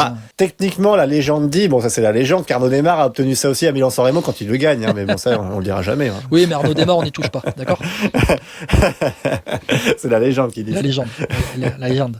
Bon, messieurs, je pense que... Non, les Visma, vous voulez en rajouter un petit peu? On en a pas mal dit pendant c'est Lohan, il n'a rien pu dire. Attends, moi je suis d'accord dans les bofs parce que vis-à-vis, si tu juges par rapport aux moyens, par rapport à l'équipe, moi je suis quand même déçu du tour final de Visma. J'ai pas l'impression que Vingegaard ait beaucoup essayé dans les Alpes. J'ai pas compris la Madeleine. Jorgensen, c'est une énorme déception. Sepkus, on l'a vu par intermittence, plutôt en fin de tour. Wout van... Alors c'est vrai que la victoire de Simon Yates et de Wout van Aert, et surtout celle de Wout van Aert, elle sauve quand même un petit peu le Tour de la Visma, mais moi je suis quand même déçu, hein. J'en attendais plus et ouais, j'ai pas l'impression que Vingegaard ait vraiment tout tenté pour perdre sa deuxième place comme il avait dit. Après, il a fait avec les forces qu'il avait. Et quand je le redis, hein, la vitesse à laquelle s'est couru ce Tour de France, c'est un nouveau record. Ils battent 2022, c'est monumental. Donc bon, voilà, il court ce Tour de France. Ouais. Pogacar a dit que c'est le tour le plus difficile qu'il court. Ça m'étonne pas, hein. Quand tu te souviens la première semaine que ça n'a pas débranché, qu'en deuxième semaine les Pyrénées se courent à une vitesse folle et qu'ils arrivent sur des étapes dites de transition en début de troisième semaine, mais que ça débranche pas. Et les deux étapes alpestres, désolé, c'est 5500 mètres de dénivelé, alors 3500 avec le col des Saisies en moins, mais encore l'étape d'hier à Pontarlier. Pontarlier, c'est une étape où ça n'a pas débranché sous la flotte. Enfin, tu vois, tu as des Pogacar, son Tour de France, au final, c'est plus de 42 de moyenne. Donc, non, c'est monumental, en fait. La voilà, question, c'est est-ce qu'on peut mettre la meilleure équipe du Tour dans les bofs, voilà. Bah, je suis d'accord aussi. Enfin, moi, je les mets dans mes mois, donc de toute façon, je suis d'accord avec moi, ça. je le mets dans les bofs parce que, voilà, j'ai argumenté. Mais bon, après, on est ni dans les tops, ni dans les flops. Donc au final, cette nuance, on est à peu près d'accord sur la nuance à mettre sur cette équipe Visma. Bon, même si on s'est écharpé et que j'ai raison. On va passer aux flops. Messieurs, quand même, non, les bofs, c'est bon. À Visma, Movistar, Astana, Jayco, Intermarché parce que Girmay quand même a brillé. Jayco parce qu'il y a la victoire de Ben O'Connor. Astana parce que quand même ils ont tenté avec leur force. C'est dans les flops, Astana. Qu'est-ce que tu les fous là? Qu'est-ce qu'ils foutent là? Ils savent même pas pourquoi ils sont là. Astana, ah ouais. Astana, non, parce que ça reste une petite équipe. Astana, ça reste une petite équipe. Et tu vois, il y a Ballerini qui fait deuxième quand même à la dernière étape. Ouais, et Movistar qu'ils ont tenté aussi. Il s'est passé comment ton voyage en Kazakhstan il y a 2 semaines? Bah écoute, j'attends toujours le chèque, hein, donc hein. Voilà. Dabosh Kalest. Non, mais alors, sérieusement, si tu veux une réaction sur Astana, c'est pas du tout dans les bofs. Pour moi, Astana fait partie des pires équipes de Tour de France. Alors oui, ils ont fait la course au point UCI, c'est bien. Moi, franchement, Astana, ils vont se sauver de toute façon, on a bien compris. Mais c'est leur but. Mais ouais, très bien. Bah alors, ouais, super. Bah, dans ce cas-là, moi, je pensais qu'on courait pour gagner. Mais bon, peut-être que j'ai pas compris l'affaire. Mais non, mais en 2020, mais ils sont déjà sauvés. Non, mais c'est la fin. C'est la fin. Non, mais c'est la fin de ces 3 ans. Ils sont déjà sauvés avant le Tour de France. Mais j'ai bien compris. Mais ils sont déjà sauvés. Même s'il y avait des points à aller chercher, tu as plus de chance en gagnant même une étape ou on te montre. Enfin, je sais pas. Moi, je trouve qu'ils ont vraiment pas bien couru. Velasco, le comportement était désastreux, ignoble. Mais moi, ça, c'est. Bon, ok, ils sont dans les flops. Non, mais il y a des coureurs, franchement, même, tu vois, Champoussin, tu l'as pas vu. Et pourtant, Champoussin fait une belle saison. Mais on touche pas à Jordan Jegat, t'as raison. Allez, flop. Cheshbol, totalement sans des sprints. Bol absent, Ballerini, tu le vois qu'aujourd'hui. Ballerini, moi, j'ai découvert aujourd'hui qu'il était sur le Tour. Donc, tu vois, enfin, mais c'est vrai, il y a des gars, franchement, Astana, citez-moi des coureurs que vous voyez de temps en temps. Mais il y a, Tony Sen, pareil, je l'avais oublié. Astana, c'est catastrophique. Il y en a des pires. Il fait top 20. Ouais, 14e. Bah ouais, c'est bien. Madouas, il fait 22e. C'est pour ça que je veux dire du bien de Madouas. Harold Terrada, mais bien évidemment. Mais c'est bien. Moi, je peux te faire l'effectif aussi d'Astana, mais c'est pas pour ça que je vais être d'accord sur. C'est entièrement des flops, franchement. Après, de toute façon, ils sont sauvés. Mais ils étaient déjà sauvés avant. Mais la façon dont ils ont couru, ils ont pas bien couru, quoi. Ouais. Mais il y en a une qui est pire. Donc, malheureusement, voilà, elle est française. Tu peux pas mettre Astana dans les bofs et Tudor dans les flops. Hein. Bon, voilà. On passe au flop. Alors, moi, au flop, j'ai Groupama, Tudor, Israël, Cofidis, Bahreïn. On est bon là? Et Astana. On a une belle brochette. Hein. On est bon, Loan? Oui, c'est vrai, ouais. Oui, vas-y, redis-moi. Groupama, FDJ, Tudor, Israël, Cofidis, Bahreïn. Et Cofidis en flop de flop. Oui. Après, comparer la FDJ et Tudor, encore une fois, moi je suis pas spécialement d'accord, mais où t'as quand même une équipe qui a fait pas mal de top 10. T'as un Storer 5e au Mont d'Or, t'as un Alaphilippe qu'on attendait notamment. Alors certes, c'était à Boulogne sur la première étape, mais sur la deuxième étape, mais pas à ce niveau-là quand même avec les meilleurs. Il est pas loin à Carcassonne. Trenchin qui il doit avoir 35-36 ans, qui fait encore un boulot monstre, qui est encore présent aujourd'hui. Ala Fauventou, qui j'ai beaucoup aimé la manière dont il s'est battu sur une arrivée qui lui convenait pas. Donc voilà. Et puis à côté, effectivement, si tu veux le mettre avec des FDJ qui sont, alors ouais, il y a pire qu'eux, mais c'est quand même une énorme déception. FDJ, on attendait un petit peu mieux de Romain Grégoire. Après Boulogne et Rouen, il a totalement disparu. Il a été super malchanceux hier parce qu'il était, à mon avis, il était quand même pas loin de la victoire. Après, tu as vu du Clément Rousseau, du Quentin Paché, un top 5 de Paul Pénouette, mais l'ensemble est beaucoup trop faible. Guillaume Martin, 16e, il y a 45 minutes de Jordan Géliat. À 45 minutes de Jordan Géliat, sans avoir pris ou essayé de prendre une échappée, totalement Non, mais il a été invisible. Oui. Franchement, le Groupama, c'est quand même pas reluisant. Non, mais après, tu m'as presque convaincu de pas le foutre forcément dans les flops, évidemment, mais Tudor, là, c'est le flop, c'est dans le sens, ce que t'en attends également. Alors peut-être qu'on a chacun notre perception. Exactement. En fait, c'est pour ça que je mais mets en fait, moi, c'est là où je suis un peu, alors tu m'as un peu convaincu, peut-être pas de la mettre dans le bas, mais peut-être dans le haut des flops, tu vois, dans la limite bof flop. Je sais pas, on pourrait faire un bluff, je sais pas comment on peut dire ça. Mais ouais, exactement. Mais en tout cas, je suis d'accord avec toi sur Alaphilippe notamment, qui a été vraiment là. On voit que c'est ses derniers Tours de France, qui veut se montrer, mais on rappelle quand même que Tudor, ils ont quand même des moyens. Par rapport au niveau qu'ils montrent habituellement au World Tour, j'étais un peu déçu parce qu'ils avaient fait des belles courses avant. Storer notamment m'avait bien impressionné sur quelques étapes, sur des tours d'une semaine. Et puis Hirschi, ouais. Invisible. Quand il arrive, et puis surtout moi, Hirschi à Tudor, et quand il arrive, on nous explique, Hirschi, c'est lui qui va nous faire gagner des étapes dans les grands tours, dans les grands moments, dans les classiques, et qu'Alaphilippe l'accompagne, et que s'il y a un coup à jouer, qu'Alaphilippe est devant. Et l'année dernière, c'est top 10 mondial, Hirschi avec eux. Et que là, Hirschi, c'est catastrophique. Après, Hirschi, c'est un coureur, franchement, je comprends pas ce gars. Ouais, il est étrange. Hein. Je sais pas trop. Exactement, je sais pas trop quoi en penser. Il y a eu, il y a eu des grosses suspicions à l'époque où il repart chez UAE et d'un coup il revient. Je sais pas. Ce coureur-là, j'arrive pas, tu vois, à avoir une émotion pour ce coureur en fait. C'est très froid ma perception avec Marc Hirschi par rapport à ça, parce que il est sur courant alternatif déjà d'une part. Il a fait des performances extraordinaires. On rappelle que tu habites en Suisse aussi, et que tu as une vision suisse aussi de la question et que tu connais bien un peu les locaux. Aussi, mais je connais pas Marc Hirschi personnellement, hein, mais c'est juste que. Non, mais justement, tu as une vision avec des gars qui te disent de Marc Hirschi qu'il est froid aussi, quoi. Ah bon, ça déjà oui, Jay parce qu'il veut pas parler français, mais au-delà de ça, c'est parce que moi je trouve que ce coureur, il est vraiment sur le coureur alternatif et il me déçoit, mais globalement, Tudor, je m'attendais à mieux, en fait. C'est pour ça que j'étais un peu déçu. Après, Cancellara avait raison d'être satisfait dans le sens où c'est leur premier Tour de France. Il faut aussi reconnaître que c'est peut-être aussi une raison. Mais voilà, après, pour prolonger sur la Groupama FDJ, entièrement d'accord avec ce qui a été dit. Le malheur de FDJ, c'est le malheur des équipes françaises qu'on a dit tout à l'heure. C'est que FDJ se fait piller de toutes parts et qu'en fait, c'est centre de formation pour les grosses équipes. Donc, à partir de ce moment-là, tant que t'as pas régulé ça, la FDJ est condamnée à survivre, en fait. Et quant à Guillaume Martin, 16e, c'est inexplicable parce que je trouvais qu'il avait fait une saison correcte et qu'il montait en puissance. Je m'attendais vraiment pas à ce résultat-là. Je pensais qu'il était capable de gérer un top 12, top 13 facile. Et quand on voit les membres du top 10, il avait sa place dedans logiquement. Et donc, voilà. Et en plus, il est dans le coup en première semaine. Hein. C'est pour ça, c'est assez inexplicable. Je sais pas s'il s'est exprimé là-dessus. Mais François Pierre, quand tu compares les deux équipes, rien que FDJ et Total sur le papier, la FDJ ne peut pas. Tudor ou Total Total. Quand tu compares entre par exemple les deux équipes françaises, le tour des deux équipes françaises, tu peux pas faire le tour qu'a sorti la FDJ, quoi. Quand t'as des coureurs comme Romain Grégoire qui a pas été très heureux, mais que j'aurais aimé quand même voir un petit peu plus. Même si les parcours. Ouais, il a dit qu'il était très fatigué après la première semaine. Hein, donc ça, à moi, à la limite, ça, je suis moins dur que toi, peut-être dans le sens où dans les profils, la deuxième semaine lui correspondait beaucoup moins. Donc tu peux pas lui dire à Grégoire, tu sais, moi je préfère qu'il me dise je m'économise sur la deuxième semaine et la troisième vous allez me voir, tu vois. Bon, on l'a pas trop vu à part à Pontarlier. Romain Grégoire aussi, j'y mettrais une nuance avec aussi un Tour de 6 où il a énormément donné. Aussi. Oui, mais Romain Grégoire est moins un coureur de grand tour de classement généraux. Après sur ça, je vais quand même. Je mets un bémol, il a donné beaucoup sur 4 jours. Hein, on va se calmer. Hein. Moi, s'il peut pas courir 4 jours à fond. Enfin, tu vois, il a pas fait toute la semaine non plus avec le maillot jaune. Hein. Bon, ok, mais Romain Grégoire, lui au moins, il s'est montré. Voilà, au moins, je dis ça. Mais moi, c'est pour ça. Oui, mais après, je suis d'accord aussi avec la FDJ sur ça. Et puis, les flops, là, en tout cas, on a une belle brochette d'équipes flops. Là, c'est vrai que là, franchement.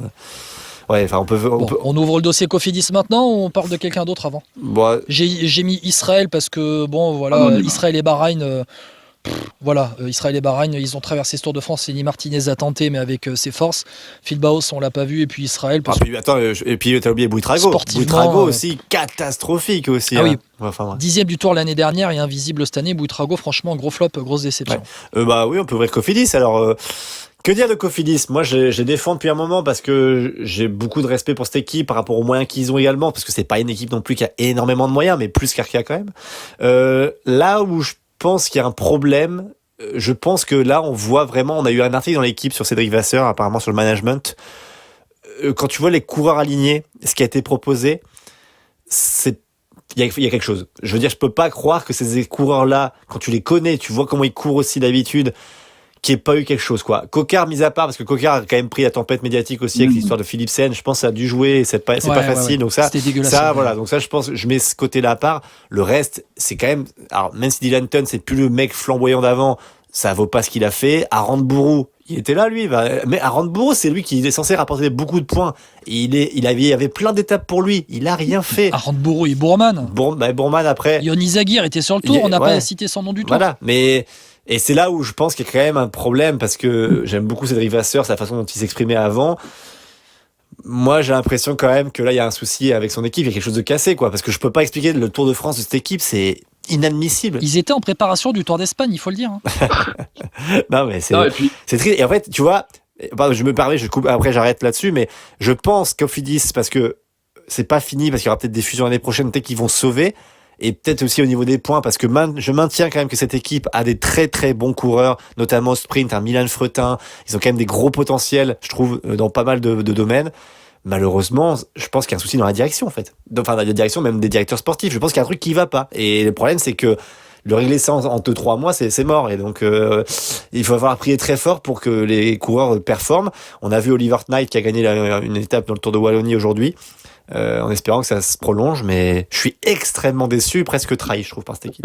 Ouais, avec Yon Izagirre aussi qui a traversé ce tour comme un fantôme. Mais Bourman, en plus, il était quand même en forme ces derniers mois. Alors certes, il a 32 ans. Je crois qu'il fait top 10 au Dauphiné. Ouais. Il a 32 ans et ses meilleures années sont derrière lui, mais il a quand même fini 4e du Tour il y a 6 ans. C'était pas non plus, il y a très très longtemps.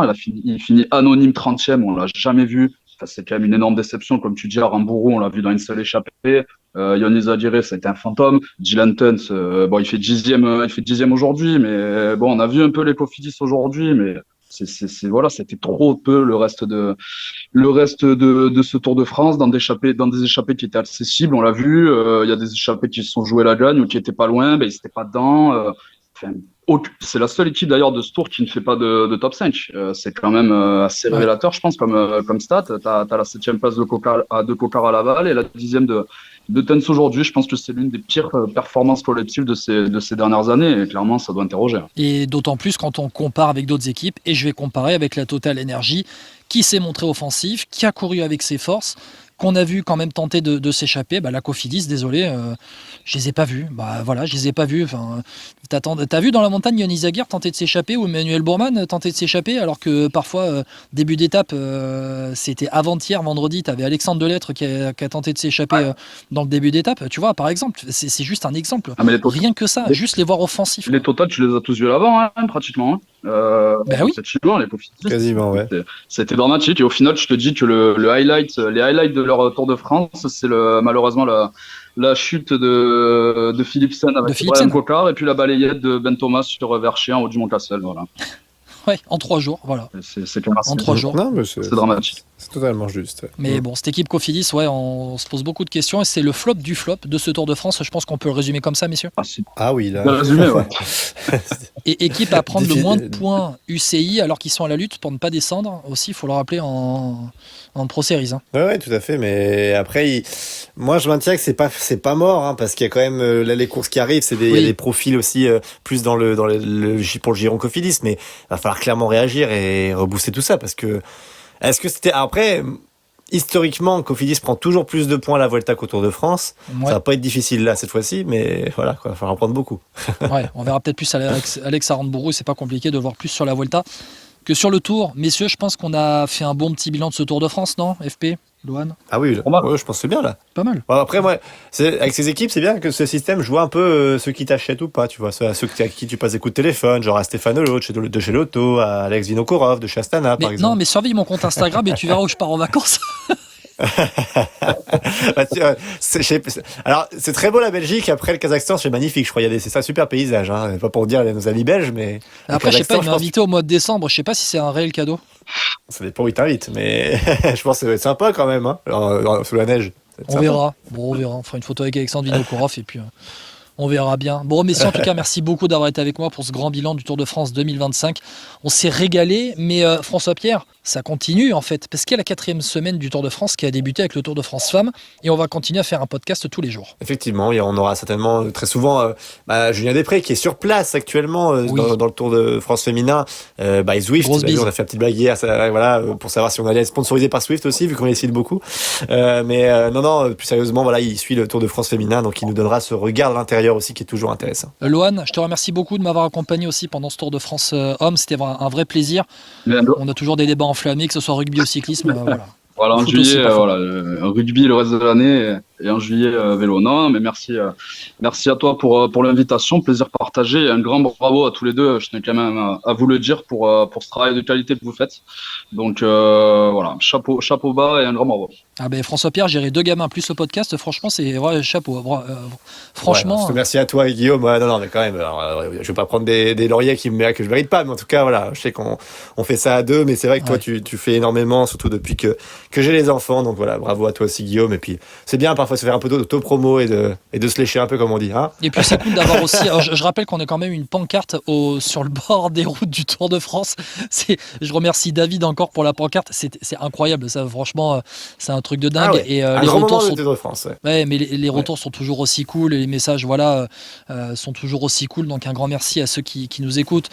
Sur le mois de juillet, on est pratiquement à la barre des 50 000 déjà écoute, toutes plateformes confondues. Donc ça, franchement, c'est top. Un grand merci. On va continuer pendant le Tour de France Femmes et puis on va continuer aussi pendant le reste de la saison. Voilà, il y a le Tour d'Espagne qui va arriver, les championnats du monde, les dernières classiques avec le Tour de Lombardie. On parlera encore de Pogacar. Voilà, il y aura encore du Pogacar dans le podcast.